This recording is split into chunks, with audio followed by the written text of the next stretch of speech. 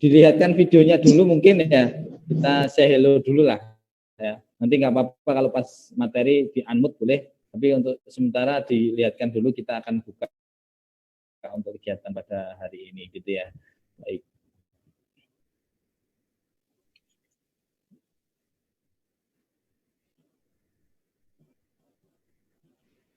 Baik, bismillahirrahmanirrahim. Assalamualaikum warahmatullahi wabarakatuh. Waalaikumsalam warahmatullahi wabarakatuh.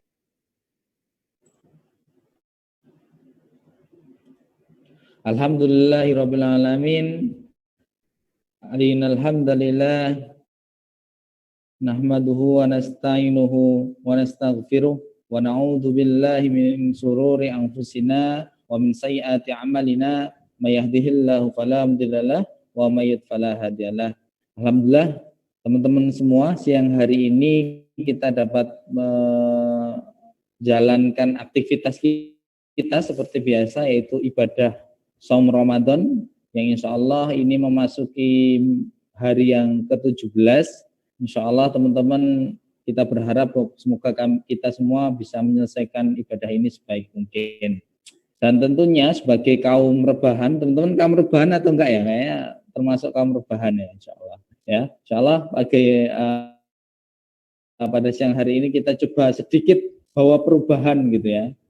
Mungkin menambah kesibukan kita, menambah produktivitas kita dengan cara mengikuti kegiatan Sunday Produktif yang diselenggarakan oleh Bridge Scholarship, atau kalau dulu namanya beasiswa kader surau gitu ya, yang disponsori oleh YBM BRI pada kesempatan siang hari ini. Dan insya Allah yang luar biasa, kita juga mendatangkan pemateri yang luar biasa juga. Ya, nanti akan saya kenalkan juga tentang, mungkin teman-teman yang UNER sudah tahu mungkin ya, tapi bagi teman-teman yang selain UNER mungkin belum tahu. Jadi insya Allah ini materi yang luar biasa yang bisa kita sampaikan pada hari ini. Yang kedua, sholawat dan salam semoga tetap curahkan pada junjungan kita Nabi Agung Muhammad SAW, yang insya Allah pada kesempatan hari ini menjadi uswah terbaik bagi kita untuk menjalankan ibadah Shaum Ramadan, dan harapannya kita termasuk umatnya yang mendapatkan syafaat di akhir nanti. Baik teman-teman sekalian, untuk memulai agenda siang hari ini, marilah kita buka acara training milenial atau Sunday Produktif pada kesempatan siang hari ini dengan membaca basmalah dan Al-Fatihah bersama-sama. Bismillahirrahmanirrahim. A'udzubillahi minasyaitonirrajim. Bismillahirrahmanirrahim. Alhamdulillahirabbil alamin. Arrahmanirrahim. Maliki yaumiddin. Iyyaka na'budu wa iyyaka nasta'in. Ihdinas siratal mustaqim. Siratal ladzina an'amta 'alaihim ghairil maghdubi 'alaihim waladdallin. Amin. Alhamdulillah. Baik teman sekalian, di tengah-tengah kita sudah kehadiran pembicara kita, insya Allah. Beliau bernama Febrian Keswanto. Kalau dulu, kalau kita sampai sekarang ya manggilnya Cak Feb gitu ya. Mungkin teman-teman videonya bisa dinyalakan, mute-nya di mikrofonnya di mute aja boleh, insya Allah. Sambil nunggu yang lain bisa join. Ya, saya perkenalkan pembicara pada kesempatan hari ini. Beliau bernama Mas Febrian Keswanto, sarjana hukum, insya Allah. Tinggalnya di Jalan Ikan Kerapu, Surabaya. Moto hidupnya, hidup sekali, bermanfaat selamanya, gitu ya.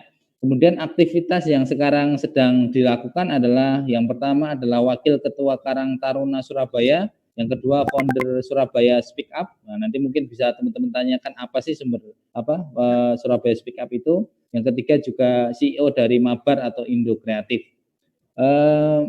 Pengalaman beliau ini yang luar biasa. Dulu saya kenal juga pas ketika beliau jadi ketua BEM UNER gitu ya. Pertama jadi koordinator divisi SDM Sobat Bumi, kemudian ketua BEM UNER ya, kalau nggak salah 2014 ya Mas, Feb ya. 2015. Oh 2015. Yeah. Ya, kemudian co-founder dari Gerakan Melukis Harapan ini yang menggarap Doli. Prestasinya juga luar biasa, penerima penghargaan Wirausaha Muda Mandiri tahun 2013, kemudian ASEAN Student Leader Forum Delegation Thailand 2015, Pemuda Pelopor Surabaya 2016, Community Leaders Forum Award 2017, dan menjadi Karang Taruna berprestasi tahun 2018. Itu teman-teman ya. Jadi luar biasa pembicara kita hari ini, yang teman-teman sayang kalau nggak ikut sampai akhir gitu, atau teman-teman yang belum ikut silakan disuruh join gitu ya. Jadi hari ini Mas Febrian kemarin kita minta untuk membahas tentang interpersonal skill gitu ya.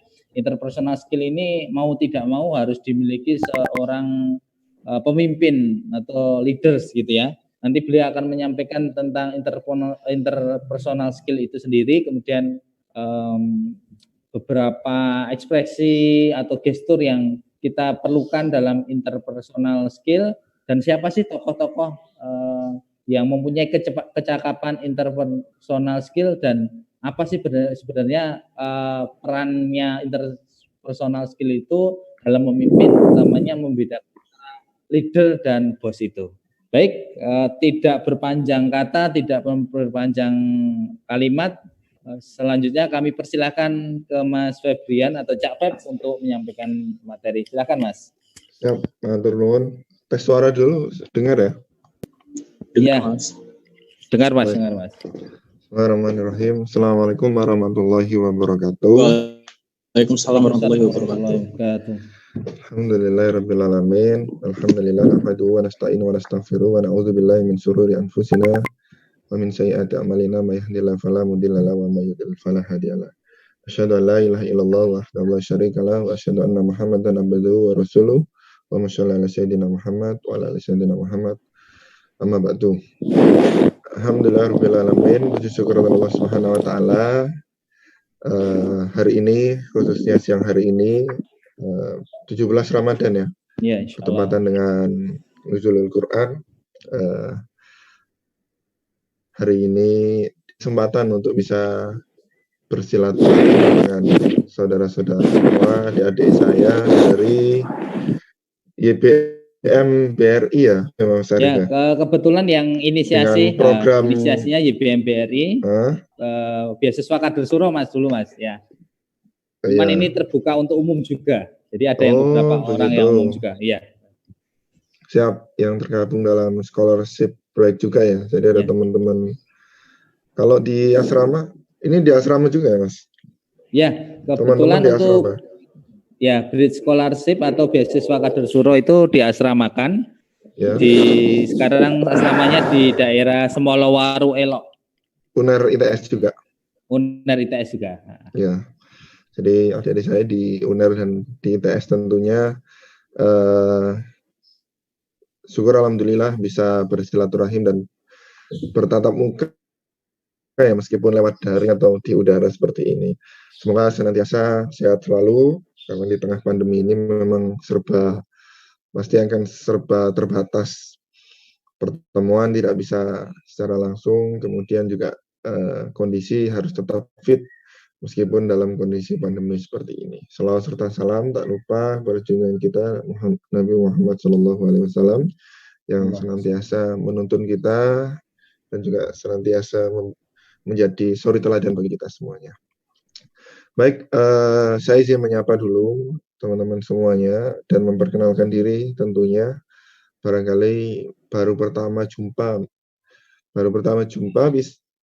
baru pertama ketemu nang udara misalnya. Jadi izinkan saya memperkenalkan diri. Tadi sudah dikenalkan sama Mas Arif ya. Nama saya Febrian Iswanto. Saya alumni UNER, kalau Mas Arif kan alumni ITS, pernah dulu sama-sama berjuang bersama lah seperti itu, baik itu di dalam kampus maupun di luar kampus atau di jalan seperti itu dengan Mas Arif. Pada kesempatan siang hari ini, izinkan saya untuk sharing dan berbagi dengan apa yang kemudian pernah saya dapat atau berdasarkan pengalaman yang saya punya. Mungkin saya tidak mempunyai kapasitas khusus atau kompetensi khusus terkait tentang materi ini barangkali secara profesional, tetapi paling tidak ada sedikit pengalaman yang ingin saya bisa bagikan pada adik-adik semuanya. Dan bisa jadi saya harap juga tidak hanya terpaku dari saya, barangkali ada sudut pandang lain dan pengalaman lain yang nanti mengkayakan materi ini dari teman-teman semua dan dari pengalaman teman-teman semua. Karena ini Ramadan, saya harap semoga menjadi berkat tersendiri nantinya, menjadi nilai tersendiri bagi khususnya yang sudah menginisiasi ini dan tentunya yang mendengarkan dan berbagi pada kesempatan kali ini, seperti itu.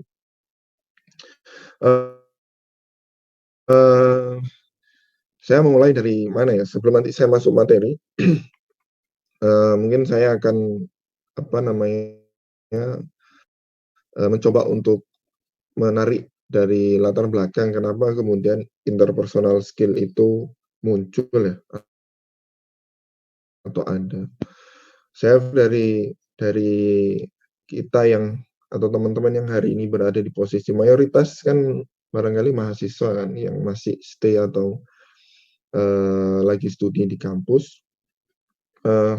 Saya rasa teman-teman juga sepakat bahwa selain kita meningkatkan kapasitas kompetensi kita yang kita kenal dengan hard skill, khususnya kapasitas dan kompetensi di bidang akademik kita, ya kan, atau kemudian skill-skill yang sifatnya memang technical seperti itu. Kalau kita ngomong ITS seperti itu ya. Itu ada satu lagi skill yang memang harus kita penuhi atau kita miliki untuk meningkatkan kapasitas diri kita. Apa itu? Nah, kita kenal dengan soft skill. Nah, soft skill ini sangat-sangat luas tentunya. Kalau kita ngomong masalah soft skill, sesuatu hal yang simpelnya adalah sesuatu hal yang tidak ada di dalam hard skill atau sifatnya adalah tidak terlihat seperti itu, tidak konkret atau mungkin bisa jadi sulit untuk diukur, maka disitulah peran soft skill. Nah, soft skill sendiri itu karena tadi saya bilang banyak dan luas, salah satu bagian dari soft skill itu adalah interpersonal skill, ya kan? Nah, disinilah kemudian kalau kemudian tanya, apakah kemudian interpersonal skill itu penting? Ya, sebagaimana kita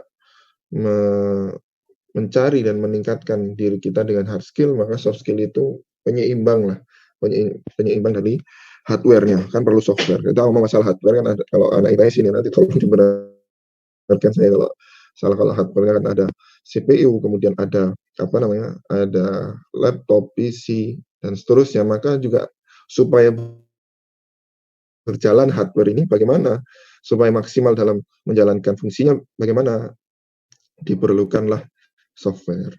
Sama seperti kita manusia, kita ada hard skill yang sudah kita punya supaya maksimal dalam menjalankan fungsi kita sebagai manusia, bagaimana? Maka diperlukanlah soft skill. Dan saya rasa itu teman-teman semuanya sudah memahami dan sepakat terkait tentang itu. Nah, selanjutnya saya langsung kemudian izinkan saya menyampaikan materi ini.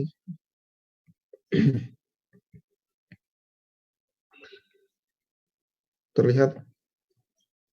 Apakah terlihat teman-teman?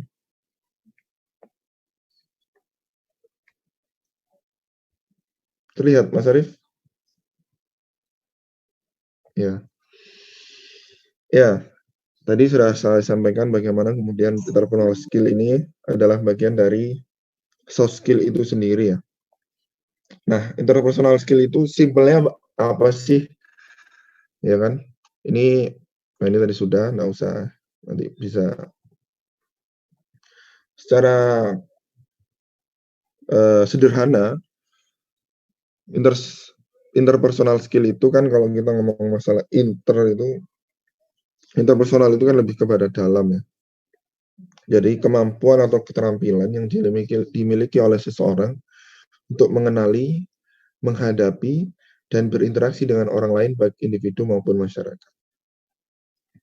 Saya berdasarkan pengalaman yang kemudian saya punya hingga pada detik ini memang saya termasuk passion di bidang human resource ya. Meskipun background saya adalah hukum, makanya kenapa kemudian hukum itu kalau kemudian teman-teman tahu dalam dunia perkawinan itu biasanya orang HRD itu mencari bidang HRD selain dari psikologi mereka juga mencari dari orang-orang di background hukum. Dan saya merasa memang seperti itu. Artinya karena di dalam hukum sendiri juga ada yang namanya hukum kepegawaian, ya, yang harus tahu seluk-beluk tentang pegawai, termasuk bagaimana kemudian peraturan-peraturan yang di dalamnya. Nah, kembali dalam konsep dasar ini, maka interpersonal skill ini juga menjadi perhatian oleh HRD atau orang hukum yang memang concern di bidang human resource. Jadi HRD itu akan menilai bagaimana kemudian selain dari skill kan sudah selesai di ujian awal biasanya ketika perekrutan, maka selanjutnya itu menguji di interpersonal skill itu melalui wawancara dan seterusnya. Maka memang tidak bisa kemudian diukur dalam atau tadi saya bilang di awal diukur dengan terukur itu sangat susah, meskipun memang tetap ada toolsnya. Bertambahnya tahun ini kan kita semakin teknologi berkembang seterusnya, memang bisa, tetapi tidak akan sesempurna ketika kemudian memang bertatap muka secara langsung. Nah, itulah kenapa kemudian ada sesi wawancara. Itulah cara orang untuk menggali dan melihat bagaimana kemudian kemampuan interpersonal skill-nya. Nah, dari konsep dasar ini, kalau kemudian saya coba freeze-kan, ya kan, saya kristalkan atau kemudian saya sarikan, maka ada 3 kata kunci yang kemudian ada di dalam konsep dasar tadi. Yang pertama adalah mengenal. Bagaimana kemudian kita bisa mengenal diri kita sendiri, kemampuan selesai dengan diri kita sendiri. Nah, ini karena memang tidak banyak orang yang kemudian mampu mengenali dirinya mereka sendiri. Nah, kenapa kemudian hal ini perlu? Karena sejatinya banyak banyak penipu diri, ya. Saya bilang bahasa saya seperti itu. Banyak orang yang sejatinya hari ini berkembang itu tidak menjadi diri mereka sendiri. Mereka membawa dirinya sebagaimana yang orang lain inginkan, atau kemudian kesenangan yang sifatnya atau tolak ukur yang sifatnya adalah orang lain, seperti itu. Sehingga kita lupa bagaimana kemudian diri ini harus bersikap. Nah, kemampuan untuk mengenal ini diperlukan dalam interpersonal skill, dan menurut saya mutlak. Mungkin bagi teman-teman bisa jadi sudah selesai dalam tahapan ini, tapi masih banyak di usia-usia quarter life crisis ini, di usia 20-an seperti itu, masih banyak kita atau teman-teman kita yang itu kesulitan untuk kemudian sejatinya siapa diri kita ini. Karena ini adalah menurut saya level pertama untuk kita bisa merespon orang lain. Sebelum kita kemudian tahu, sebelum kita bisa berkomunikasi atau kemudian merespon orang lain, maka ada hal yang kemudian kita perlukan pertama kali adalah mengenal diri kita sendiri. Nah, ini teman-teman mungkin yang gimana Mas caranya untuk mengenal? Nanti mungkin bisa dilanjut diskusi ya, tetapi menurut saya salah satu yang bisa saya lakukan memang kita butuh waktu untuk mengenal ini, dan kecenderungannya berbeda-beda. Kadang orang untuk butuh menemukan diri sendiri itu berdasarkan serangkaian peristiwa gitu. Ada yang kemudian butuh untuk menyendiri, mengenali diri kita sendiri, baik itu kemudian kekurangan, kelebihan, dan seterusnya, supaya kemudian oh ya, saya ini kekuatannya di sini, kemampuan saya di sini, atau posisi hari ini saya adalah di sini. Ini perlu. Kemudian yang kedua adalah menghadapi ini bagaimana kemudian berinteraksi atau merespon. Saya pernah kemudian beberapa kali bertemu dengan orang, kemudian ketika kemudian baru ngomong sekali sudah dipotong, ya. Baru ngomong kemudian sedikit sudah langsung orang itu pengennya mencela. Itu saya waktu ketika mahasiswa itu dalam lomba debat itu, ketika kemudian kita menyampaikan argumen, belum selesai sudah kemudian langsung di counter. Nah, ini memang ada karakter orang yang seperti itu. Saya berpikir memang orang ini tidak sabar dalam mendengarkan. Orang ini kemudian tidak sabar dalam eh, apa namanya, merespon. Kesusu ya, bahasa Surabaya ini kan kesusu. Nah, ini perlu juga kemudian kita eh, mempunyai kemampuan untuk menghadapi orang dengan baik seperti itu. Jadi kata kunci dari interpersonal skill itu yang pertama adalah mengenali diri kita dan kita tahu bagaimana menghadapi orang lain. Ini salah satu nanti yang kemudian nilai-nilai atau skill-skill yang kemudian perlu dimiliki dalam proses menghadapi ini, salah satunya kan mempunyai komunikasi yang baik, ya kan, kemudian menjadi pendengar yang baik dan seterusnya itu. Kemudian yang ketiga adalah berinteraksi. Berinteraksi ini lebih kepada, saya mungkin teman-teman melihat ada kesamaan di kata kunci yang kedua dan yang ketiga dalam definisi interpersonal skill ya. Yang kedua sama yang ketiga ini sebenarnya poinnya adalah berinteraksi ini. Kalau yang poin ketiga ini bagaimana kemudian kita solve the problem gitu. Interpersonal skill itu kalau proses tadi menghadapi lebih pada komunikasi atau memulai, merespon dan seterusnya.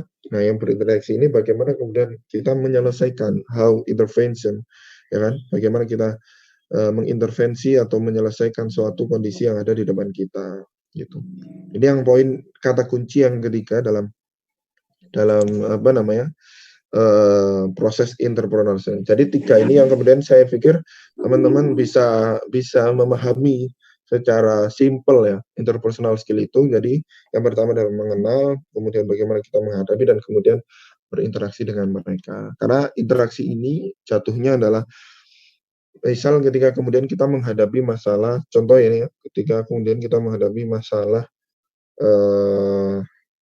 pimpinan kita atau bos kita itu tidak suka dengan kita, maka berinteraksi ini jatuhnya adalah bagaimana kita bisa memahami bos A yang kemudian mempunyai kemampuan, mempunyai karakter seperti ini dengan kita menyelesaikan di bos B yang itu juga mempunyai karakter yang berbeda. Nah, itu fungsi dari berinteraksi. Kalau menghadapi ini lebih kepada merespon saja, tetapi kalau berinteraksi ini, oh, kalau saya menyelesaikan masalah di bos A ini, saya harus melalui cara A, B, C, D, E gitu.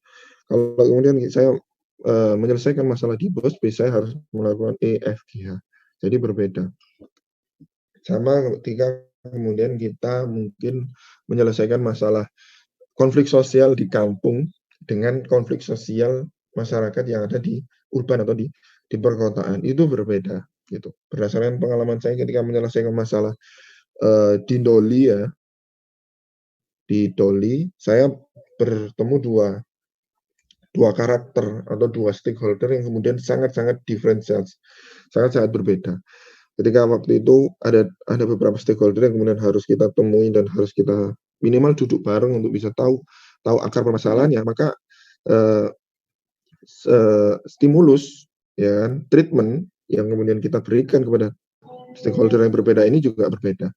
Ketika itu saya dihadapkan dengan preman yang memang pada saat itu ada orang-orang yang bahasanya menguasai wilayah tersebut, karena adanya Doli itu kan sangat-sangat memungkinkan ada orang-orang yang berkuasa secara non struktural seperti itu, yang perlu kemudian kita juga sewi bahasa Surabaya. Nah, itu dengan kemudian kita berinteraksi dengan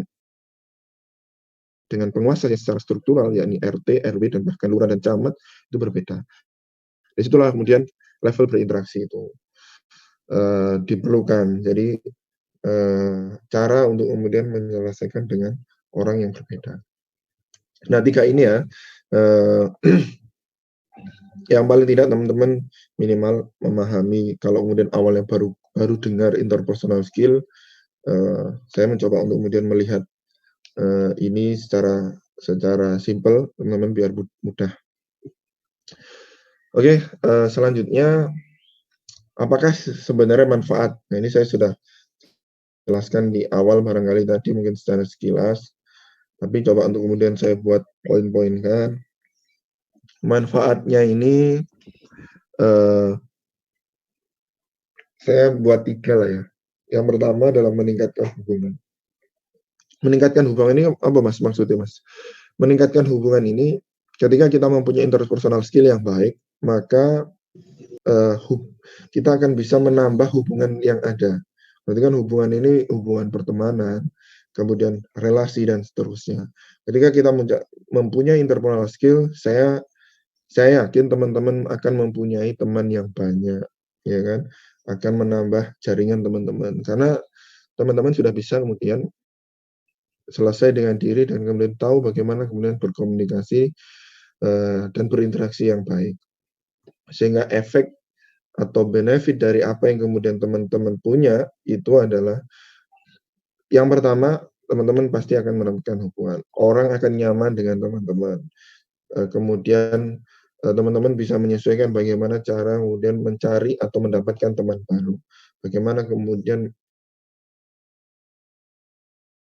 teman pertamanya relasi teman. Begitu. Kemudian yang kedua adalah membentuk citra diri. Ketika kita bisa ketika kita bisa menguasai atau interpersonal yang baik dalam diri kita, maka akan berdampak pada kalau kemudian ilmunya hari ini itu personal branding seperti itu ya. Jadi teman-teman bisa kemudian membentuk branding yang baik pada diri teman-teman. Memang kalau di dalam ilmu personal branding yang saya pelajari, ya sebenarnya adalah bukan kemudian kita membagus-baguskan diri, tetapi kita terbentuk karena apa yang kemudian kita perbuat. Nah, kalau kita sudah bagus secara interpersonal dan bagaimana bagus dalam berinteraksi, maka secara tidak langsung akan membentuk citra diri yang kemudian terbangun di lingkungan kita. Nah, dalam dunia karir gimana kalau teman-teman yang mungkin sudah pasca kampus yang ada di sini atau kemudian sudah mulai berkarir dalam dunia pekerjaan seperti itu, baik itu ASN ataupun kemudian pegawai di swasta dan seterusnya, maka ini akan memudahkan HRD tadi saya bilang untuk kemudian orang tersebut akan lebih mudah atau lebih cepat untuk bisa naik dalam karirnya seperti itu. Karena dia dianggap ada nilai yang kemudian tidak dipunyai oleh orang lain meskipun secara skill sama tetapi akan lebih cepat. Saya punya teman yang kemudian kita dalam proses diskusi di interpersonal skill atau soft skill gitu, dia merupakan contoh yang menurut saya adalah ada dalam dunia yang saat ini kerja di salah satu provider di Indonesia itu. Dia sebenarnya background-nya itu di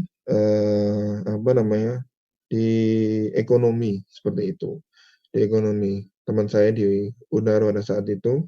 Kemudian ketika menjelang tes akhir, saya diceritakan sama teman saya, ada ditanya, kemampuan apa lagi atau kemampuan lain apa yang kemudian kamu punya selain bidang ekonomi? Dia menjawab, saya senang dengan pengembangan diri. Saya kemudian seperti ini, apa yang biasa kamu lakukan? Ditanya terus seperti itu, sampai akhirnya kemudian sang penanya atau interviewer ini senang dengan apa yang kemudian dan dia ditawarkan pada yang satu level langsung di atas dia pada saat itu, emang kosong posisinya, dan kemudian ya tentu teman saya kemudian senang dan langsung menerimanya. Jadi kita tidak akan tahu bagaimana kemudian proses pengembangan diri kita kalau kemudian tidak ada yang mengukur seperti itu kan. Nah, salah satu kemudian mungkin tolak ukurnya ketika kemudian di pekerjaan itu di HRD itu ada penilaian seperti itu. Maka membentuk citra diri ini juga secara tidak langsung manfaatnya adalah dapat meningkatkan karir teman-teman semua. Itu yang kedua. Maka kemudian yang ketiga manfaat yang bisa teman-teman dapatkan insya Allah ketika kemudian bisa menguasai memastikan interpersonal skill yang baik itu ada pada diri teman-teman, maka bisa membantu untuk menyelesaikan masalah. Untuk menyelesaikan masalah ini diperlukan, kalau dunia pekerjaan sudah pasti, ini lebih saya titik poinnya adalah ketika kemudian teman-teman berada di dalam dunia masyarakat, atau ketika kemudian kembali pada komuniti teman-teman masing-masing, baik itu kemudian pulang kampung, ataupun ketika nanti sudah berkeluarga dan seterusnya. Ketika kita mempunyai interpersonal skill, paling tidak kita bisa tahu tadi menempatkan posisi kita, dan kemudian tahu bagaimana kemudian kita bisa membantu menyelesaikan masalah. Dan tentu kalau kemudian kita bisa menyelesaikan masalah, kita bisa membangun community yang baik ya, lingkungan sekitar kita yang baik, dan itu pastinya sangat bermanfaat untuk next step kehidupan kita setelah kemudian berindividu kan, setelah level kan kita setelah berindividu, berkeluarga, dan berkomuniti. Disinilah diperlukan interpersonal skill. Jadi 3 manfaat ini kalau kemudian teman-teman dapatkan, insya Allah juga tidak hanya kemudian secara individu mungkin kita bisa meningkatkan hubungan, baik secara individu juga kemudian kita bisa membentuk citra diri, tapi setelah individu maka kita bisa membantu menyelesaikan masalah orang-orang yang ada di sekitar kita dengan interpersonal skill yang baik. Itu manfaat yang kemudian insya Allah akan kita dapatkan kalau kita mempunyai interpersonal skill yang baik. Nah, di dalam interpersonal skill ini saya mencoba untuk mengklasifikasi berdasarkan ini ya, berdasarkan pengalaman saya. Saya pernah jadi pegawai juga, kemudian hari ini mencoba untuk menjadi entrepreneur seperti itu. Di tengah pandemi memang bukan waktu yang mudah atau di posisi hari ini ya. Tapi paling tidak saya pernah kemudian merasakan dan berinteraksi dengan model pimpinan seperti itu ya. Ada yang mempunyai karakter pemimpin, leader seperti itu, ada yang mempunyai karakter bossy ya. Apa yang kemudian membedakan berdasarkan pengalaman dan referensi yang kemudian pernah saya baca, saya mencoba untuk membandingkan ini. Ini yang kemudian harusnya bisa kemudian teman-teman cermati. Poin pertama adalah bagaimana kemudian terhadap partner kita. Saya nggak ngomong bawahan sebenarnya. Kalau bosi mungkin menganggap bawahan. Partner dalam bisnis itu kan ada yang sifatnya partner. Pun di dalam pekerjaan itu, ketika kita mempunyai amanah atau jabatan sebagai pimpinan, apa yang kemudian tim kita ini tidak sepenuhnya bawahan, mereka ini justru partner kita. Kenapa saya bilang partner? Karena mereka juga yang akan membantu kita dalam meningkatkan karir kita juga kan, seperti itu. Maka kalau kemudian kita sudah menganggap partner, maka kita pun berharap kita ayo belajar bersama dan berkembang bersama, bertumbuh bersama. Nah, di karakter bos itu lebih bagaimana kemudian anak buah ini bisa menyelesaikan tugasnya.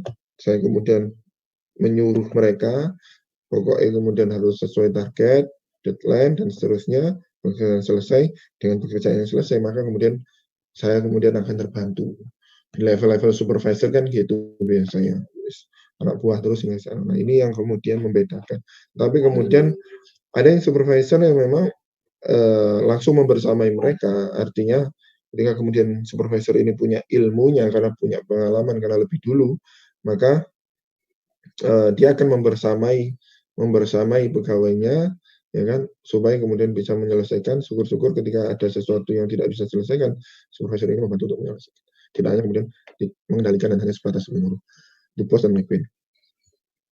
Nyambung sebenarnya sama poin yang kedua, ya kan. Apa maksudnya yang bos ini, karena dia ngerasa punya secara struktur ada di atas, maka dia akan menggantungkan pada otoritas. Jadi saya khawatir yang posisi seperti ini itu akan oleng ketika kemudian struktur itu dicabut. Dia tidak akan bisa kemudian bisa berdikari seperti itu dalam posisi barunya nanti, karena dia hanya kemudian menggantungkan pada otoritas saja, otoritaria. Tapi ketika kemudian pemimpin, dia tergantung pada maksud baiknya dia. Seperti misal dia ketika ada target ini, maka dia tidak serta-merta menggunakan otoritasnya, tetapi melihat dari sisi baiknya. Oh, dalam pekerjaan ini ada sisi baik yang bisa saya ambil dan tim saya ambil. Jadi itu yang kemudian membedakan. Not only direct perintah ya kan seperti itu, tetapi juga ada nilai yang kemudian bisa diambil. Kemudian yang ketiga, positioning gitu ya. Kalau interpersonal kita baik, harusnya itu tidak akan salah satu tolak ukur ya, meskipun tidak bisa menjadi ukuran yang baku seperti itu, tetapi lihat dari kehadiran kita gitu. Ini tidak hanya kemudian berada di dalam posisi pekerjaan sebenarnya, di dalam organisasi, di dalam community. Kalau kemudian kehadiran kita justru menimbulkan ketakutan, artinya misal kehadiran kita ini malah kemudian Mas Arief ayo dimarikno tugas sih, ayo turu nah misal seperti itu, dan terusnya ya malah kemudian ada panik dan kawan-kawan nilai seperti itu, maka berarti kehadiran kita ini belum kemudian menjadi person yang baik bagi mereka atau lingkungan kita. Nah, beda ketika kemudian pemimpin atau ketika sudah mempunyai interpersonal yang baik. Jadi ya apapun itu ya nilai, misal wah enak Mas Arfi nah ambil uang nyenangno, saya ketika cerita itu seperti ada angin segar, cerita mesti ada feedback yang baik, atau ketika saya cerita ke Mas Arfi mesti ada solusi yang bisa saya dapatkan. Nah itu antusiasme, jadi ketika kehadirannya malah kemudian ditunggu. Nah ini kemudian memang tidak mudah untuk membentuk person seperti ini, tapi saya pikir kita mempunyai cita-cita ke arah sana ya, karena kemudian tujuan terakhir kita kan memang menjadi insan yang rahmatan lil alamin seperti itu. Nah ini kan menimbulkan antusiasme di sisi itu. Itu yang poin yang ketiga. Dan poin yang keempat adalah menggunakan kata saya, always me, dan seterusnya ya kan. Semua selalu karena saya, gitu, because of me dan seterusnya. Jadi ada semua arogansi di sisi itu kalau kita kemudian ngomong masalah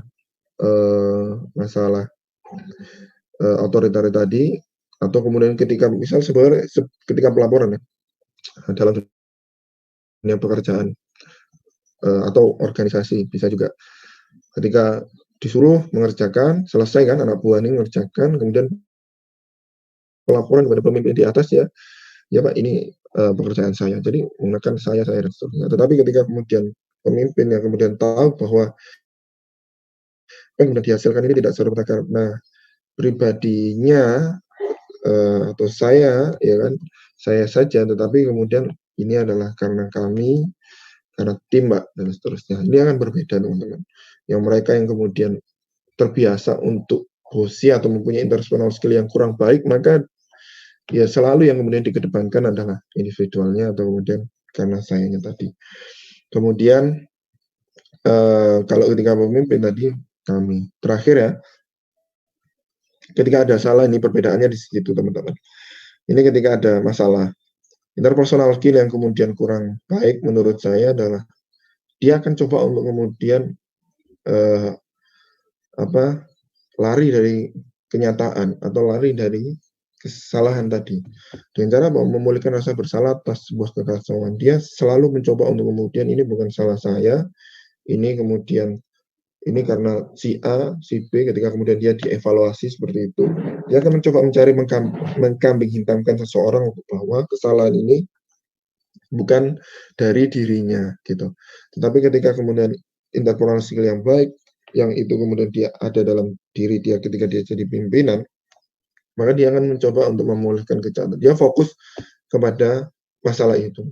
Bagaimana kemudian masalah ini selesai. Artinya mencari peluang terhadap setiap masalah. Tapi akan berbeda ketika interpersonal kurang baik, maka dia akan mengamankan dirinya. Gitu. Dia akan mengamankan dirinya.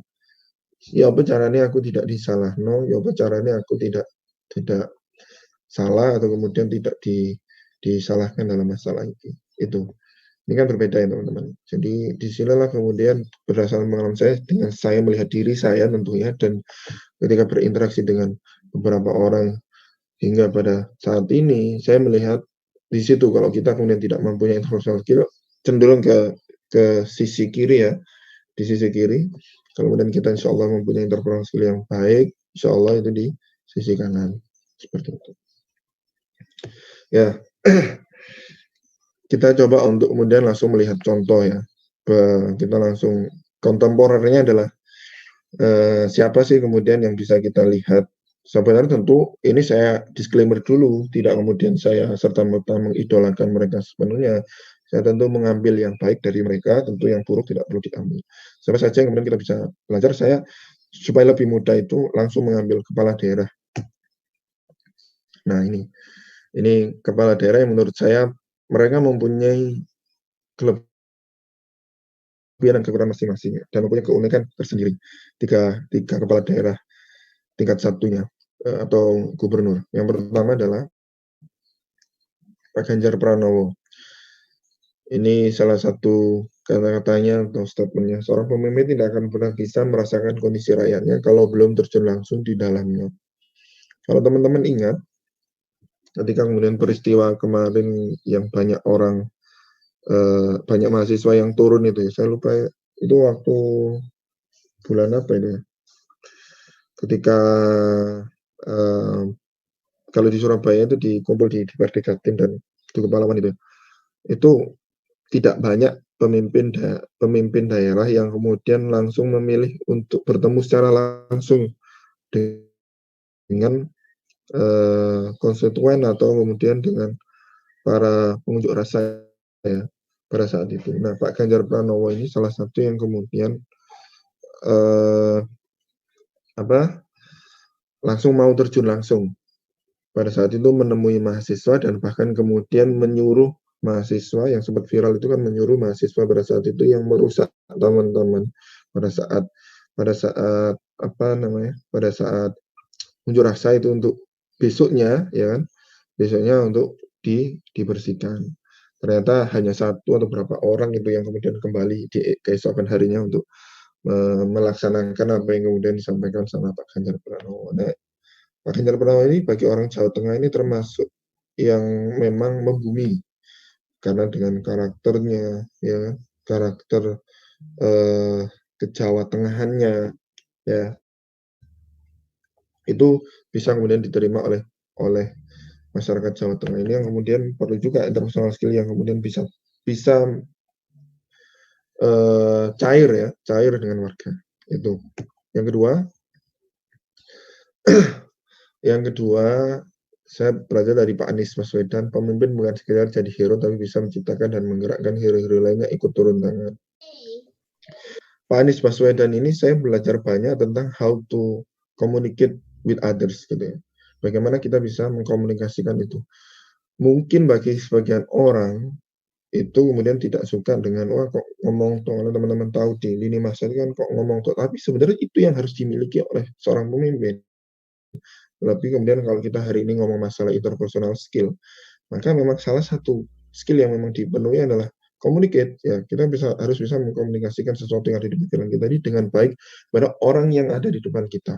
Dan masing-masing kemudian orang yang ada di depan kita kan beda-beda karakternya, itu juga berbeda juga gaya atau model komunikasinya. Disitulah Pak Anies Baswedan itu bisa menempatkan diri, selalu bisa memposisikan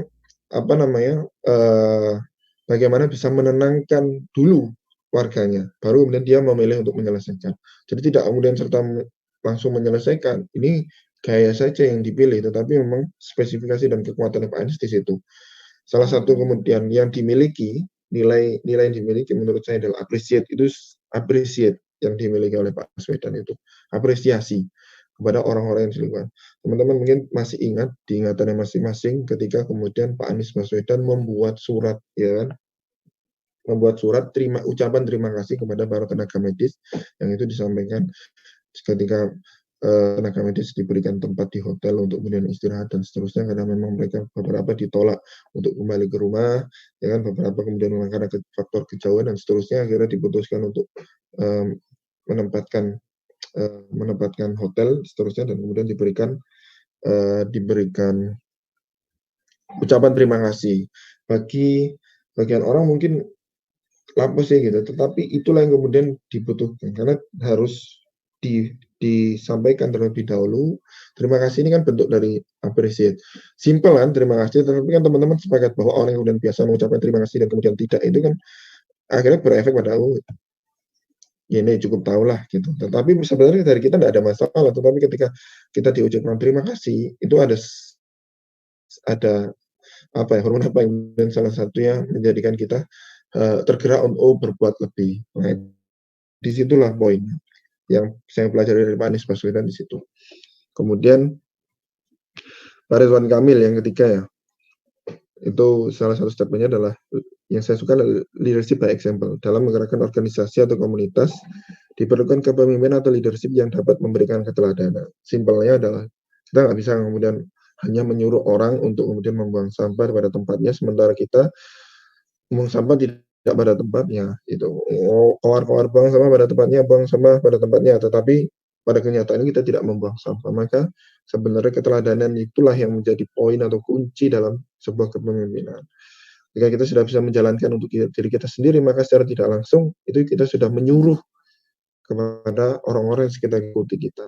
Nah, itu adalah poin yang perlu juga dimiliki oleh seorang pemimpin, dan dalam hal ini bagian dari interpersonal skill. Jadi dalam Pak Ridwan, atau kemudian kalau teman-teman tahu, Pak Ridwan Kamil ini salah satu yang bagus adalah kemampuan dia membawa dirinya untuk bisa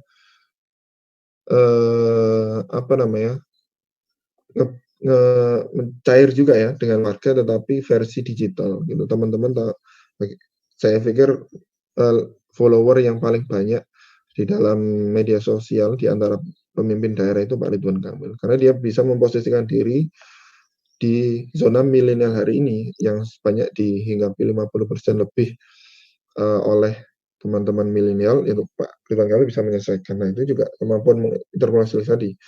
Jadi hari ini sangat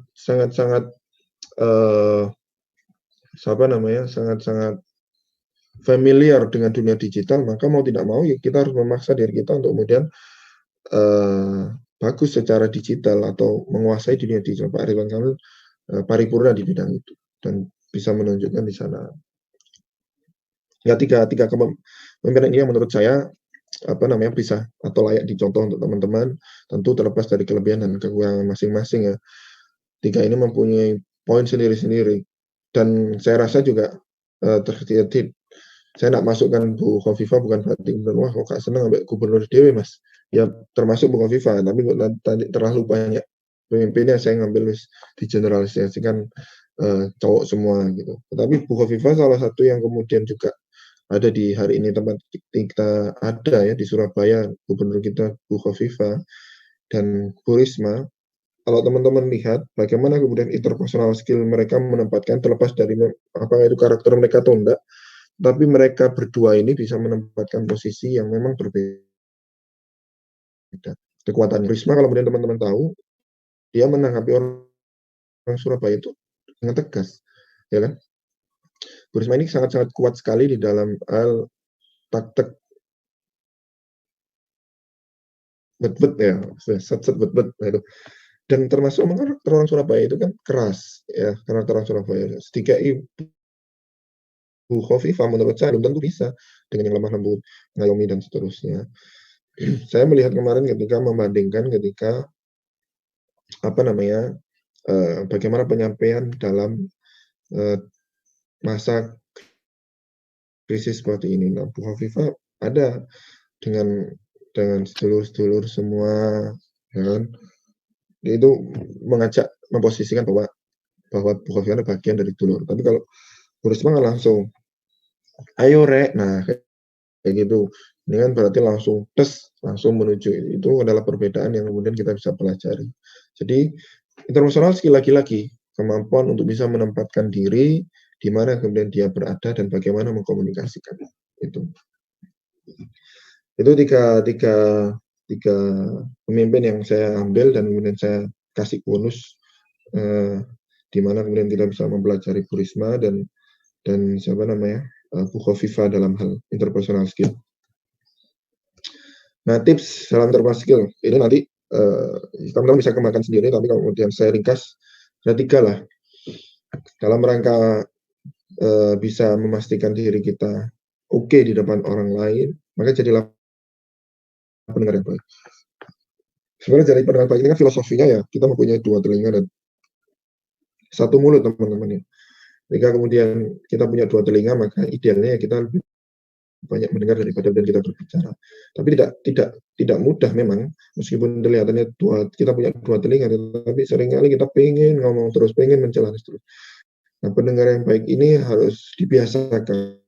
Ketika ada orang yang kemudian ngomong, jadi yang baik. Sejatinya selain kita tidak memotong pembicaraan orang lain, sebenarnya kita bisa mengakses dan menyerap ilmu atau informasi sebanyak-banyaknya dengan kita menjadi pendengar yang baik. Jadi ini diperlukan untuk interpersonal skill ya. Jadilah pendengar yang baik. Kemudian kalau gestur tadi Mas Arief bilang gestur apa sih yang kemudian dimiliki kalau menjadi pendengar yang baik itu tentunya tidak dibarengi dengan mengkerut dahi, kemudian senyum sepet atau enggak kan tentunya. Lalu gesturnya adalah senyum. Ya, senyum ini menjadi gestur yang diperlukan jadilah pendengar baik. Karena orang ini saya melihat dan pernah membaca ini ada yang cewek juga yang ada di sini. Dan perempuan itu ketika kemudian salah satu karakter yang memang suka ngomong. Nah, suka ngomong tentang teman-teman dalam organisasi atau dalam pekerjaan, kita tahu bahwa memang karakter perempuan ini memang suka bicara. Maka ketika kemudian kita diskusi atau ngobrol dengan perempuan sebagai kaum Adam, kaum laki-laki, maka idealnya kita mendengarkan yang baik gitu.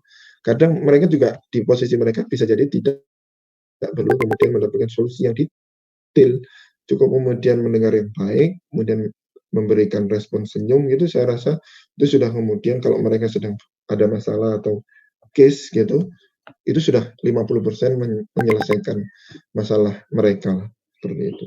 Jadi kalau kita ingin menjadi partner diskusi dan partner kerja bagi perempuan atau kita punya partner kerja perempuan, ya itu salah satu yang dimiliki juga jadilah pendengar yang baik dengan gestur yang baik pula, senyum dan seterusnya. Kemudian yang kedua adalah tingkatkan simpati dan empati. Ini juga perlu pembiasaan teman-teman semuanya. Simpati ini maksudnya kita lebih kepada rasa ya. Bedanya simpati dan empati itu rasa. Kalau simpati ini ya udah kita sudah ketika melihat ada teman kita yang mempunyai masalah, oke, kita tahu dia punya masalah, kasihan dan seterusnya. Tetapi kalau empati kita langsung lebih kepada kita memposisikan kita yang mempunyai masalah. Maka apa yang kemudian kita bisa lakukan? Nah, kita membantu mereka, minimal mendengarkan mereka atas masalahnya dan seterusnya. Biasakan ini untuk ada pada diri kita. Meningkatkan simpati dan empati ya Mas caranya. Sering-seringlah ke tempat yang kemudian tidak di zona nyaman. Misal ke rumah sakit, ya kan. Saya biasa untuk kemudian ya menjadwalkan diri untuk paling tidak dalam 1 bulan bisa atau ketika menjenguk teman itu keliling di sekitar rumah sakit bahwa ada saudara-saudara kita yang kurang beruntung yang memang di rumah kita. Kalau hari ini sudah harusnya memang simpati dan empati itu meluap ya kan, karena memang hari ini kalau kita ngomong masalah mungkin krisis atau pemasukan dan seterusnya, lihat lagi ke bawah. Ada yang memang kondisinya sudah parah dan jika tidak ada pemasukan, kemudian ditambah lagi kemudian tidak bisa bekerja, ya kan, atau dirumahkan dan seterusnya. Ternyata ada yang lebih buruk daripada kita. Nah, itu bentuk dari meningkatkan simpati dan empati. Gunanya buat apa ya? Kita akan menjadi pribadi yang lebih bersyukur. Kalau kita sudah jadi bersyukur, wis gak ngeluhan gitu. Efeknya seperti itu, gak mudah mengeluh, mudah kemudian untuk membantu orang lain. Ini yang terpasti. Jadi lebih kepada ya wis lah, apa yang bisa aku lakukan, apa yang bisa aku bantu. Padahal kita tahu bahwa sebenarnya kita juga sedang mengalami masalah gitu. Nah, kalau dalam konsep Islam ini kan sebenarnya kita menyelesaikan masalah orang lain sebenarnya supaya kemudian Allah menyelesaikan. Nah, itu di Ramadan ini ya, makanya berbanyaklah untuk menyelesaikan masalah orang lain. Supaya apa? supaya Allah kemudian menyelesaikan semua masalah-masalah yang dalam diri kita. Dan kita malah berharap pada manusia untuk menyelesaikan masalah orang lain. Bisa jadi kita lah menjadi perantara yang kemudian sedang ditugaskan oleh Allah untuk menyelesaikan masalah orang-orang yang ada di sekitar kita. Di situ letak dari simpati dan empati. Kalau di dunia ITS ya, di dunia ilmiah, maka F1 sama dengan F2. Jadi sebenarnya gaya yang kita keluarkan akan sama dengan gaya yang akan kita terima. Jadi tingkatkan simpati dan empati. Kemudian yang ketiga, jadilah problem solver. Ini salah satu international skill ketika kita tadi tahu bagaimana memposisikan diri, kemudian bisa mendengar yang baik, kemudian bisa mengkomunikasikan baik. Yang ketiga adalah problem solver. Saya rasa ini akan dibutuhkan oleh semua bidang di dalam kehidupan kita. Dan saya rasa teman-teman sepakat, baik itu kemudian dunia bisnis, dunia wirausaha, ataupun dunia karir atau pekerjaan, ya kan. Problem solver ini kemudian diperlukan. Loh Mas, kan gak mudah. Memang ini tidak mudah. Semua yang saya sampaikan memang kita sama-sama belajar menuju ke sana. Problem solver ini sekilas memang simpel ya. Kita ada masalah, kemudian kita cari solusinya, Mas, kan sesimpel itu. Ya memang secara teori seperti itu, tetapi tiap masalah memang terkadang tidak perlu kemudian dicarikan solusinya langsung pada saat itu. Bisa jadi perlu ada belok kiri dulu, perlu kemudian belok kanan dulu. Nah, belok kiri, belok kanan ini kemudian menurut saya adalah bagian dari solver itu sendiri. Jadi kemampuan kita menyikapi masalah itu diperlukan. Tidak hanya kemudian solusinya yang kita bawa, tetapi kemampuan kita menyelesaikan. Ada masalah A, ternyata masalah A ini adalah tidak hanya kemudian berdiri sendiri. Ternyata ada masalah B, masalah C, masalah D yang kemudian masalah A ini hadir. Nah, disitulah kemudian kemampuan kita diperlukan. Oh, berarti masalah mana dulu yang perlu diselesaikan? Oh, ternyata akar masalahnya adalah E. Maka ketika E saya selesaikan, B, C, D, A tadi akan selesai. Nah, disitulah kemudian dimasuk problem solver. Jadi, gak serta-merta kemudian 1 tambah 1 kemudian 2, 5 dikurangi 1, 4, enggak. Tetapi kemampuan ini kan perlukan analisis dan seterusnya. Nah, ini diperlukan. Nah, kalau kita kemudian tidak memiliki, dan ini berkaitan ya, kita tidak menjadi pendengar yang baik, kemudian tidak mampu mengkomunikasikan dengan baik. Poin yang ketiga ini, saya khawatir tidak akan kemudian tertuju atau tidak akan nyampe di dalam kondisi problem solver. Jadi semua ini berkaitan. Itu saya rasa kemudian tiga tips. Yang pertama tadi mendengar yang baik, kemudian tingkatkan simpati dan empati, dan jadilah problem solver bagi orang-orang di sekitar kita dalam rangka menyelesaikan masalah-masalahnya. Ya, insya Allah itu yang bisa saya sampaikan berdasarkan pengalaman yang saya miliki dan tentunya beberapa tambahan referensi. Semoga bermanfaat, insya Allah. Saya kembalikan kepada Mas Arief. Baik, terima kasih Mas Cafep. Kalau saya manggilnya ya Cafep gitu teman-teman semua. Ya, jadi teman-teman tadi sudah disampaikan tentang interpersonal skill. Jadi memang beberapa di Indonesia itu punya kecenderungan masing-masing, personality masing-masing juga. Nah, tinggal kita mau menjadi siapapun tergantung kita sendiri gitu ya. Tetapi yang terpenting ternyata yang disampaikan Cak Feb tadi adalah interpersonal skill ini sangat berfungsi atau sangat digunakan ketika kita dalam memimpin, utamanya membedakan antara leader dan bos tadi. Baik teman-teman sekalian, kita sesi yang selanjutnya adalah sesi tanya jawab. Jadi teman-teman silakan kalau ada yang ada unek-unek atau ada yang mau disampaikan atau mau ditanyakan, mumpung masih ada Cak Feb, ya, pengalaman beliau di Surabaya juga luar biasa. Mungkin teman-teman juga bisa tanya. Silakan teman-teman sekalian. Bisa resen atau langsung boleh. Ya.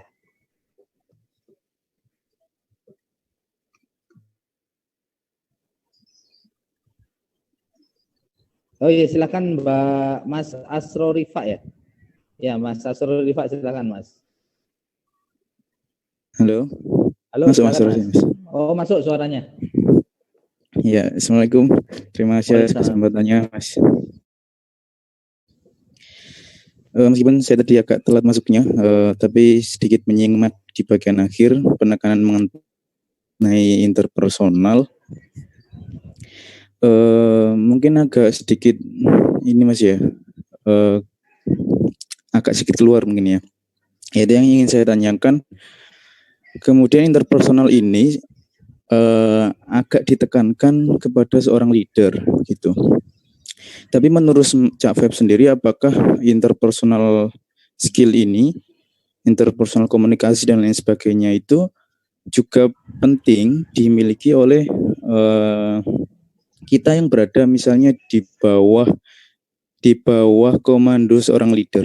Jadi seringkali skill memimpin itu diajarkan, tetapi menurut Mas atau Cak Feb penting juga nggak untuk memahami skill bagaimana kita menempatkan posisi ketika kebetulan mungkin sedang di bawah komando seorang pimpinan begitu. Karena kita saya sendiri sering menemukan orang-orang di mana yang sudah terbiasa memimpin, misalnya terbiasa memegang suatu jabatan, memegang suatu posisi, tapi dia gagal untuk memosisikan diri ketika dia kebetulan dipimpin oleh orang lain, seperti itu. Baik. Nah, sudah? Gimana caranya? Oh, ya. Ya, gimana caranya di posisi itu kita juga bisa berbuat bagaimana mestinya untuk melahirkan manfaat yang besar-besaran juga begitu Mas, kurang lebih. Baik, terima kasih Mas Asro Rifa. Silakan Mas Cak. Oke, langsung ya. Langsung dulu. Ya, jadi matur Mas Asro Rifa. Kalau tadi mungkin bergabungnya memang di tengah atau di akhir itu menjelang akhir. Tapi sebenarnya saya sempat menjelaskan bahwa kemampuan interpersonal skill ini harus dimiliki, dan kalau kemudian ngomong siapa yang harus memiliki, ya individu-individu dari masing-masing, termasuk saya ini juga dalam proses untuk kemudian terus meningkatkan kapasitas interpersonal skill saya. Karena tadi yang saya sampaikan tadi kan manfaat, saya share lagi ya, manfaat interpersonal skill yang kemudian kita bisa dapat itu di seberapa tadi ya?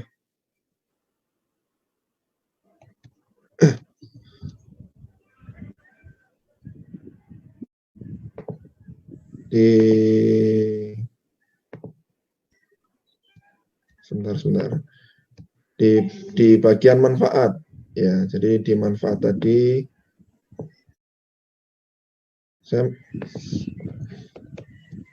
yang di manfaat ini itu kan lebih kepada bagaimana kemudian kita bisa meningkatkan hubungan, membentuk citra diri dan membantu ini. Saya rasa tidak harus kemudian tidak hanya kemudian dimiliki oleh seorang pemimpin saja, tetapi ya individu, termasuk misal ada di posisi pegawai dalam perusahaan atau kemudian staf di dalam organisasi dan seterusnya. Kita harus mempunyai kemampuan ini karena pada dasarnya kemampuan interpersonal skill akan membawa diri kita. Salah satu manfaat yang kedua kan membentuk citra diri kita. Membentuk citra diri kita ke siapa? Ya ke orang-orang sekitar kita. Kalau di staf, ya orang-orang di tim kita, di antara staf dan juga kemudian pemimpin kita di organisasi.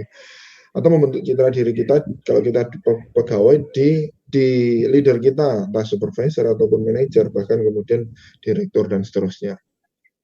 Selain itu juga kemudian secara personal atau kemudian individu, ya kita harus mempunyai interpersonal skill untuk bisa terus bersosial, ya kan, bersosial. Nah, bersosial itu kan meningkatkan hubungan. Ketika kita mempunyai interpersonal skill, maka kita akan selesai dengan diri kita. Harapannya kemudian orang kemudian melihat personality kita baik, sehingga orang nyaman berinteraksi dengan kita. Efeknya apa? Ya akan hubungan kita akan bertambah, teman kita akan lebih banyak, kemudian muncullah jaringan-jaringan dan seterusnya. Jadi di dunia bisnis pun kita juga kemudian diperlukan. Misal di bisnis kita belum punya tim, kita masih kemudian single fighter dalam bisnis kita. Diperlukan interpersonal skill kita untuk apa? Cari investor dan seterusnya. Di dalam staff atau kita sebagai as individu di dalam organisasi ya kan, yang kemudian punya leader di atasnya, di leader di atasnya, maka diperlukan interpersonal skill untuk apa? Untuk bisa merespon segala hal masalah yang kemudian ada di tim itu, untuk membantu kemudian pemimpin atau leader kita di situ untuk menyelesaikan masalah. Bisa jadi pemimpin kita hari ini belum mempunyai interpersonal skill. Dengan kemudian kemampuan kita bisa menganalisis masalah dan bisa menempatkan diri kita bagaimana kemudian kita bisa menyelesaikan masalah itu, maka secara tidak langsung akan membantu di dalam tim kita itu sendiri.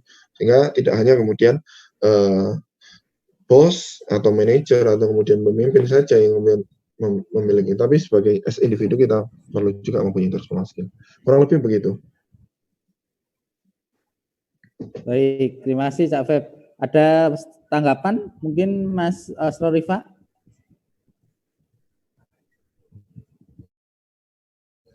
Ya, insya Allah cukup Mas. Terima kasih. Baik Mas Cak Feb, ini ada yang nanya by chat gitu ya. Mas Rizky ya kalau nggak salah namanya. Maaf sebelumnya Kak, saya ingin bertanya perihal diskusi tadi. Nah, untuk memulai interpersonal skill itu sendiri bagaimana ya Kak? Terkadang banyak kalangan yang masih ragu untuk memulai hal tersebut. Terima kasih sebelumnya. Ya, matur nuwun Mas. Sinten Mas? Memulai interpersonal skill ya. Saya sampaikan memulai interpersonal skill tadi, kata kuncinya kan mengenal, menghadapi, sama kemudian berinteraksi ya. Jadi yang bisa dilakukan paling mudah adalah kenali diri kita terlebih dahulu. Kenali diri kita terlebih dahulu itu prosesnya memang panjang. Bisa jadi tidak mudah dalam beberapa orang. Kalau saya bagi bagaimana kemudian saya mengenal diri saya sendiri, saya selalu memetakan bagaimana kemudian kekuatan dan kelemahan saya di mana, seperti itu. Termasuk ketika kemudian apa yang orang suka dan orang yang tidak suka dengan saya selama ini. Bukan berarti kemudian saya mengkamuflase kekurangan saya, tetapi saya mencoba untuk kemudian mengintrospeksi saya. Ketika saya tahu, maka kemudian munculkanlah kemampuan untuk berdamai dengan diri itu. Kadang kita tidak bisa menerima diri kita hari ini ketika kita sudah tahu diri kita, oh ternyata saya itu di posisi seperti ini. Kemudian bagi sebagian orang, aku kok gini ya Allah, malah kemudian menyalahkan takdir. Nauzubillah, sampai kemudian menyalahkan Allah. Jadi setelah kemudian kita mengenal diri kita, maka yang perlu kemudian kita lakukan adalah kita berdamai dengan diri kita. Berdamai diri kita itu maksudnya apa ya? Dengan segala kekurangan yang kita miliki, dengan segala beberapa hal yang memang ada yang tidak disukai orang lain terhadap kita, maka kita harus berdamai. Munculkanlah potensi-potensi yang ada di diri kita, letupkanlah kemudian potensi-potensi yang kemudian bisa kita kemudian tingkatkan atau bisa menutupi ya segala kekurangan yang ada dalam diri kita. Berdamai diri ini yang kemudian menjadi perlu. Setelah itu baru kemudian pada level yang kedua menghadapi.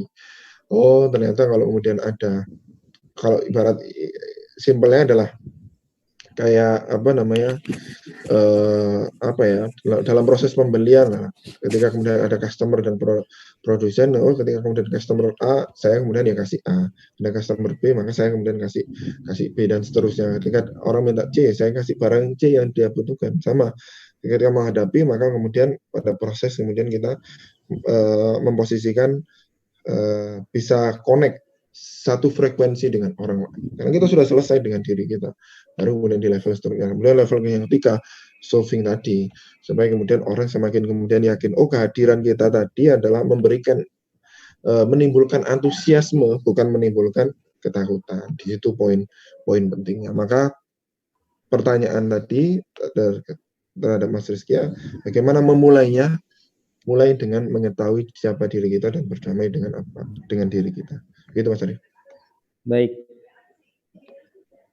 Baik, terima kasih Mas Cafep ya. Ini ada 2 pertanyaan lagi. Mau satu-satu atau langsung Mas? Satu-satu dulu aja. Satu-satu dulu. Oke. Ini dari Farah Risa Fadila. Sebelumnya terima kasih Cafep atas penjelasan materinya yang luar biasa. Saya Farah Risa Fadila di sini ingin bertanya, memiliki skill leadership yang baik merupakan salah satu bagian dari interpersonal yang baik. menurut Cak Feb, bagaimana menyikapi jika pada saat kita memimpin ada dari mereka yang kita pimpin kurang mau mendengarkan kita? Terima kasih. Oke. Silakan Cak Feb. Baik, matur nuwun Mbak Farah Risa ya. Kalau kemudian terkait tentang posisi seperti ini, maka yang perlu kemudian introspeksi pertama adalah jangan orang lain terlebih dahulu. Jadi start from me gitu ya. Jadi mulailah dengan melihat diri kita dulu.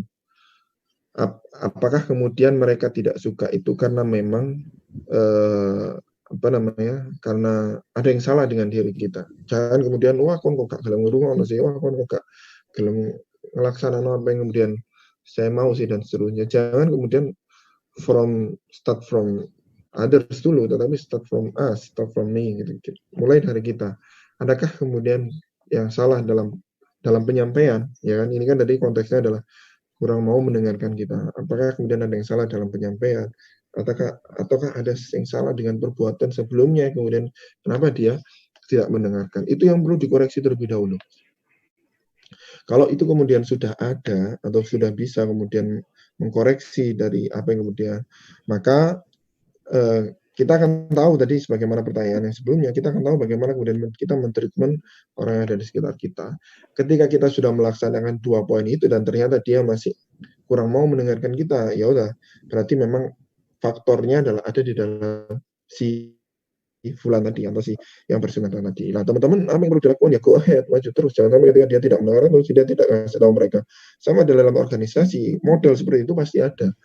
Ya kan, maka kemudian yang bisa kita lakukan apa? Kita sebenarnya setelah kita menyelesaikan dengan diri kita, oh ternyata nggak ada saya dengan diri saya dan tidak ada yang salah dalam penyampaian saya, maka kemudian di level yang kedua adalah levelnya adalah dari sudut pandang dia. Nah itu kemudian bisa jadi secara personal. Kenapa sih kok saya lihat kok kurang nyaman di dalam organisasi ini atau di dalam usaha ini atau di dalam pekerjaan ini. Nah ketika dia kemudian tidak, oh ternyata dia punya masalah. Nah, bisa jadikan seperti itu. Dia tidak mau mendengarkan kita, ternyata dia punya masalah. Sehingga kemudian memungkinkan dia tidak konsentrasi dalam bekerja, dalam menjalankan aktivitas. Ketika kita sudah mempunyai terpersonal baik, kemudian melakukan proses seperti itu, kemudian dia bisa jadi malah kemudian curhat dan sharing pada kita. Mas, Mbak, saya tidak bisa fokus dalam ini karena A, B, C, dan seterusnya. Nah, kemampuan yang ketiga ini yang kemudian akhirnya diperlukan dari tips-tips yang saya bagikan tadi kan. Dan kita tahu, kita selesai, kita tahu meresponnya, apa? Membantu dia untuk menyelesaikan masalahnya. Syukur-syukur bisa, ya kan? Alhamdulillah, maka kemudian dia ketemulah kemudian akar masalahnya. Jadi jangan langsung menyimpulkan dia tidak mau mendengarkan saya, Mas. Jangan langsung gitu. Jangan ada yang salah dengan kita. Kemudian coba kemudian dekati. Jangan-jangan kemudian dia yang kemudian memang ada something yang kemudian kita perlu bantu untuk menyelesaikan. Baru kita kemudian dapatkan solusi untuk kebaikan bersamanya, baik itu organisasi ataupun pekerjaan ini. Begitu. Kurang lebih seperti itu, Mbak Farah. Baik, nanti kalau ada feedback nggak apa-apa, langsung disampaikan aja ya. Ya, Oke, monggo, kita silakan. Baik. Oke, yang ketiga atau yang pertanyaan yang kedua dari Mas Ringga Firman Wardana. Assalamualaikum warahmatullahi wabarakatuh. Saya Ringga Firman Wardana ingin bertanya, mohon maaf jika lebih ke suatu contoh masalah. Bagaimana cara memecahkan suatu masalah yang ada dalam suatu organisasi jika masalah tersebut dari diri masing-masing anggota, sedangkan anggota tersebut mbambet? Enggak. Ini aku enggak ada. Gitu Mas Cak Feb. Ya. Jadi ini langsung salah satu case ya.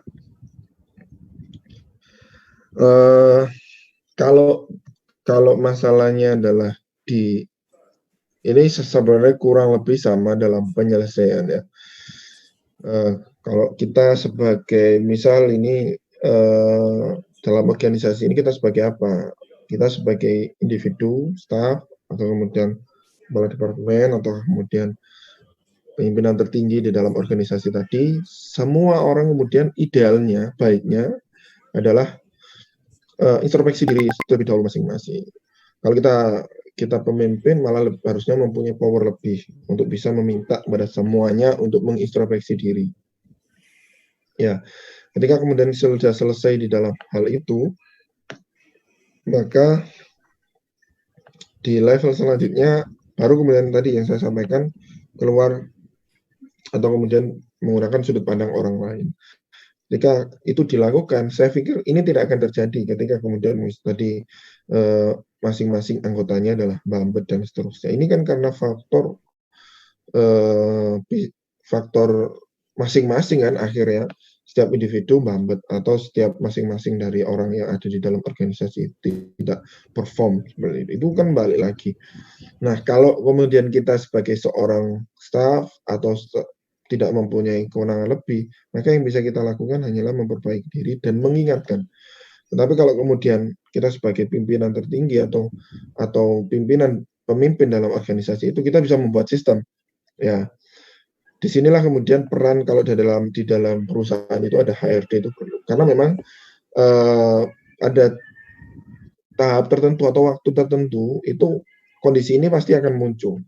Nah, itulah kenapa kemudian biasanya ada siklus gitu di dalam bisnis atau di dalam perusahaan itu selalu ada siklus. Akhirnya dibuatlah setiap triwulan atau satu semester sekali ada yang namanya gathering, ya kan? Gathering. Ada yang namanya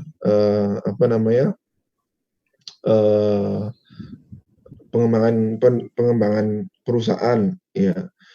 Jadi ada skill development dan seterusnya, apa istilahnya dalam perusahaan atau organisasi tersebut. Intinya adalah disitulah kemudian fungsinya untuk bisa ngeblend lagi. Ibarat kalau kita ikut acara itu kan ada yang namanya ice breaking. Nah, ice breaking yang sifatnya memang bisa jadi pada saat waktu kondisi seperti itu semuanya sedang beku, maka diperlukan pencairan. Pencairannya lewat apa? Ya kadang dipilihlah kemudian keluar kota, ya kan? Keluar kota di tempat yang sejuk untuk kemudian sharing masalah sebulan atau 3 bulan kemarin atau setengah tahun kemarin, kemudian disampaikan, oh ternyata seperti ini. Sekaligus kemudian evaluasi bersama, kemudian sesi sharing bersama, dan juga saling terbuka dalam momen tersebut. Disitulah kemudian kita bisa mencairkan kembali di dalam kondisi-kondisi yang anggota bambet dan seterusnya. Karena memang tidak perform, dan ketidakperforman itu bisa jadi karena memang satu kondisi masing-masing pribadi, dua bisa jadi karena kondisi lingkungan yang memang sudah tidak nyaman satu sama lain. Kalau kita sebagai seorang pemimpin atau kita mempunyai kewenangan lebih di dalam kondisi tersebut, maka kita punya intervensi lebih untuk bisa memastikan bahwa kondisi organisasi bisa kembali semula, kondisi perusahaan bisa kembali semula, seperti itu. Jadi saran saya kurang lebih seperti itu, Mas Rengga. Baik, terima kasih Cak Feb. Silakan kalau ada yang mau ditanyakan lagi. Silakan teman-teman, bisa langsung atau bisa lewat chat, kita persilahkan. Masih mungkin ada 1 atau 2 pertanyaan masih kita buka. Silakan. Boleh nambah, Mas. Oh ya, silakan Mas Asrorifak lagi ya. Silakan Mas. Satu lagi dapat piring cantik Mas Asrorifak. Diambil Mas Arif. Maunya mangkok, Mas. Maunya mangkok. Oh, mangkok ya. Silakan. Jadi gini jawab. Saya melihat riwayat Cak Feb juga bisa mampu kembali ke daerah dan memanfaatkan potensi yang ada, begitu kan. Sebenarnya kalau kita katakanlah sekarang di semester akhir yang hendak lulus misalnya, kalau kita memang ingin memutuskan untuk kembali ke daerah gitu, kira-kira langkah dan kiat-kiat seperti apa yang perlu kita siapkan? Apa pertama kali yang mungkin perlu kita pelajari betul, apa yang harus kita cari tahu dan lain sebagainya? Karena yang saya rasakan sendiri misalnya, begitu kita kembali ke kampung misalnya, ketika pulang itu ketika kita coba untuk ikut berdiskusi mengenai masalah-masalah pembangunan misalnya di kampung, itu satu sisi kita sudah sedikit sampingkan karena mungkin dicap, kamu lo apa sih baru pulang, nggak biasa di sini, nggak tahu banyak gimana ceritanya, tapi sudah sok-sokan vokal misalnya seperti itu. Nah, menghadapi kondisi demikian, kira-kira seperti apa kita menyiapkan dan menyikapinya? Ya, Terima kasih. di Astro Riva ya. Jadi saya langsung jawab nih Mas Arif. Ya, silakan. Saya ada organisasi yang memang di situ ada orang-orang yang kemudian membangun daerah masing-masing. Coba nanti searching di PDM namanya, Putra Daerah Membangun. Jadi berdasarkan pengalaman teman-teman itu memang sama rata-rata, khususnya yang memang kuliah atau menimba ilmu di perantauan seperti itu, dan kemudian ketika kembali ke daerah untuk bisa bekerja atau memulai karir atau bahkan kemudian ya membangun kehidupan yang baru dari awal, itu tidak akan serta-merta mudah seperti itu. Niat baik dari Astro Riva masuk untuk apresiasi terkait tentang kemudian ingin berkontribusi terhadap tempat kelahirannya, barangkali seperti itu. Tapi yang perlu diingat adalah tadi yang Mas Dev sampaikan, bahwa tips yang kemudian Mas Dev sampaikan di awal itu kan bukan kemudian do something or langsung problem solver, kan enggak. Di pertama adalah jadilah pendengar yang baik.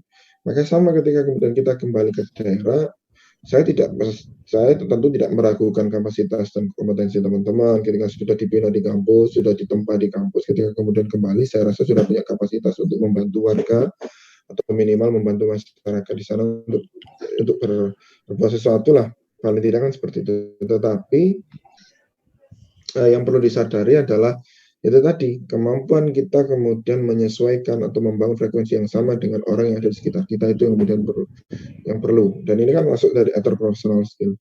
Jadi jangan-jangan kemudian teman-teman malah dianggap sok tahu. Jangan-jangan teman-teman dianggap sebagai seorang orang pahlawan kesiangan dan seterusnya. Jangan sampai ada anggapan seperti itu. Tetapi teman-teman bisa memulai dengan apa?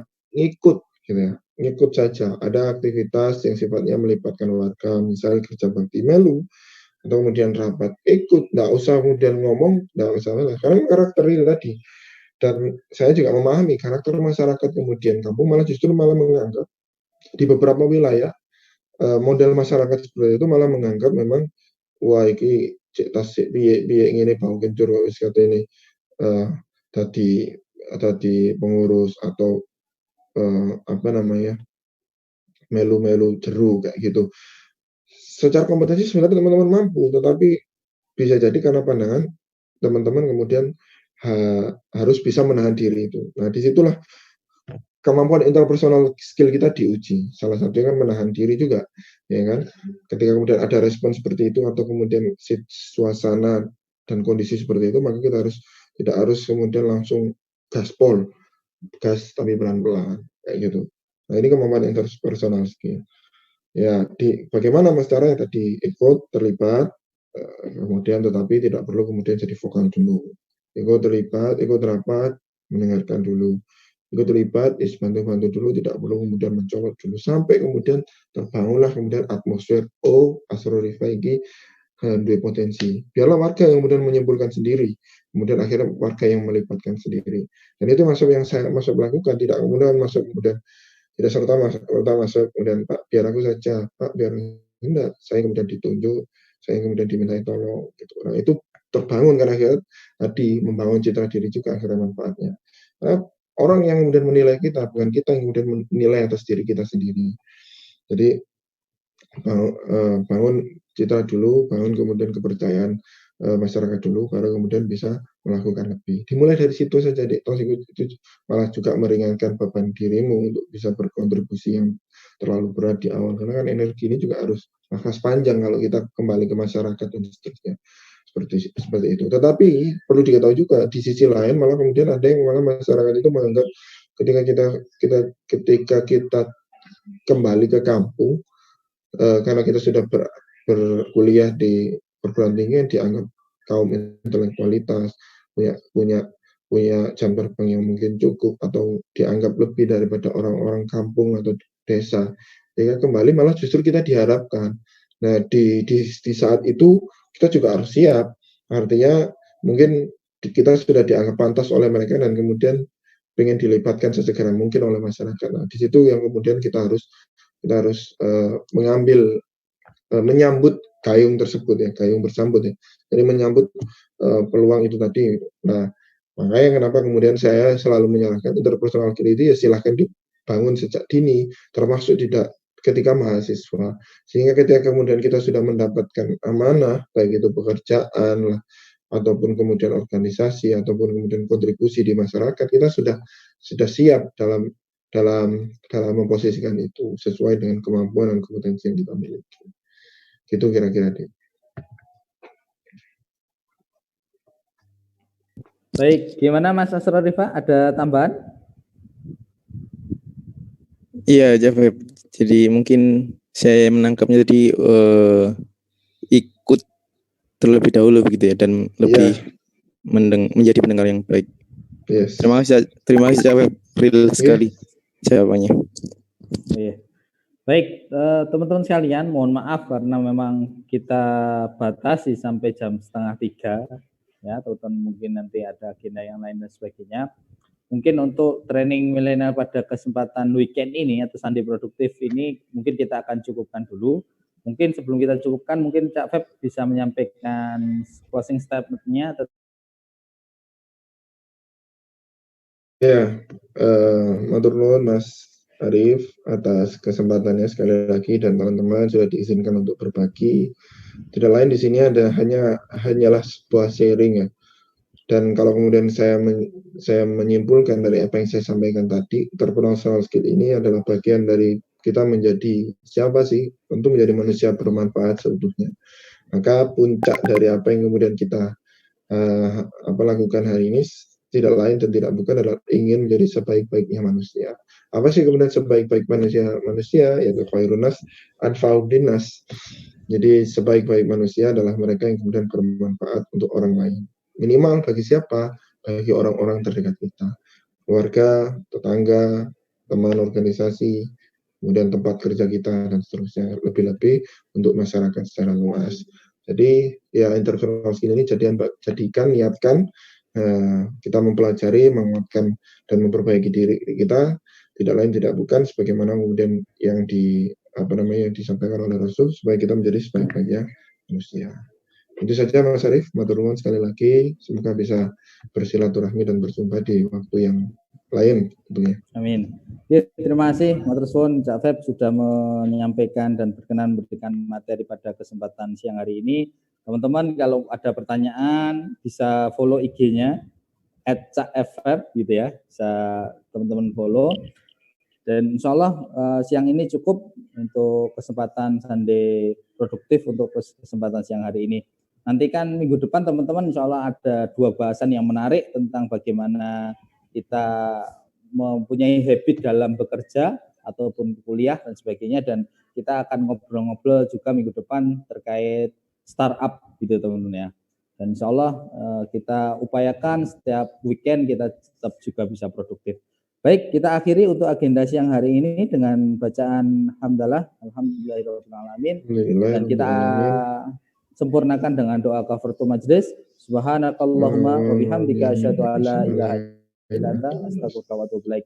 Terima kasih teman-teman semua sudah join dengan kita, dan kita akhiri dengan foto bersama. Mungkin Mas Anas bisa foto bersama.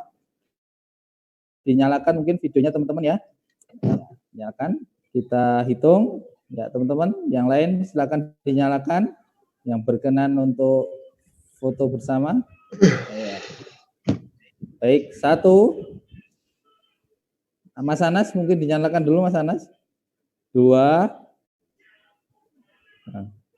3. Ya. Sudah ya. Baik, terima kasih teman-teman sekalian. Mungkin itu saja yang dapat kita sampaikan. Mohon maaf segala kekurangan. Kita ketemu minggu depan. Terima kasih. Assalamualaikum warahmatullahi wabarakatuh. Waalaikumsalam warahmatullahi wabarakatuh. Masih banyak Cak Feb. Turun deh. Pamit dulu.